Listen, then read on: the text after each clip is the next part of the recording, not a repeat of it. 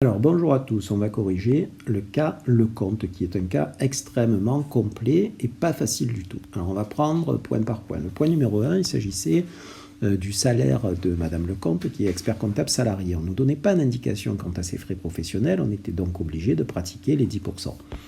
Alors pour pratiquer ces 10%, on ne tient pas compte évidemment des allocations pour frais forfaitaires. On en aurait tenu compte uniquement si nous avions été aux frais réels.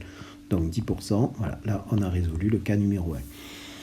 D'autre part, elle perçoit également, en qualité de commissaire aux comptes, des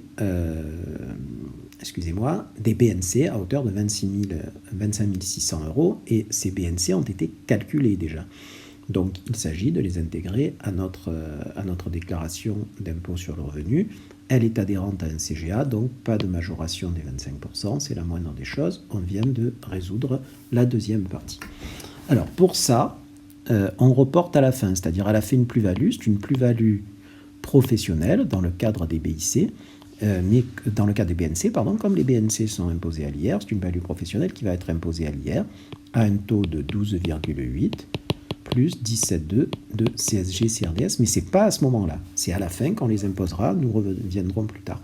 Là-dessus, je vous le rappellerai. D'autre part, monsieur est fleuriste, parfumeur, excusez-moi, monsieur est parfumeur, donc il perçoit des revenus d'une BIC.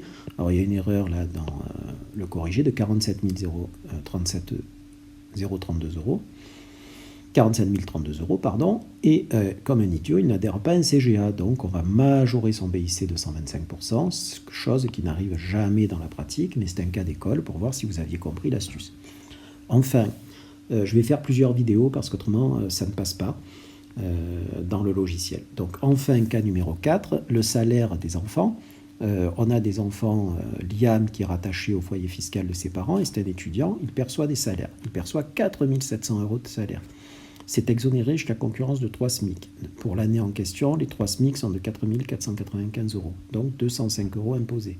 Si on enlève les frais professionnels à ces 205 €, ça ferait 20,50 €. Sauf que les frais professionnels ne peuvent pas être inférieurs à 437 €. C'est-à-dire qu'en fait, on va avoir 0 d'imposable. Lucien, lui, son salaire est inférieur à 3 SMIC, ça ne pose pas de problème. Et Lily et Mehdi n'ont pas de revenus, donc ça ne pose pas de problème non plus. Je finis juste cette page et je ferai la page suivante sur une autre vidéo.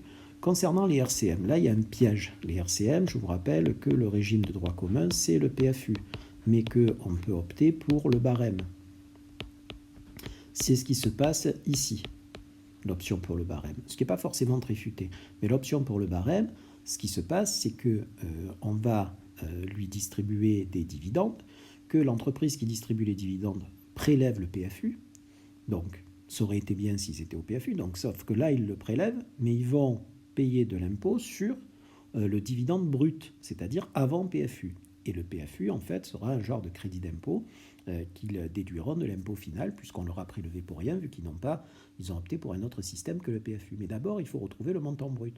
Le montant brut, vu que le PFU est à 30%, ben ça va être les montants perçus divisé par 0,7, ça va nous faire remonter sur le montant brut. Là-dessus, comme je suis au régime du barème, j'ai droit à un abattement, une réfaction de 40%, et donc je vais avoir 6 353 € d'imposable. Suite de la vidéo dans Corriger le compte numéro 2.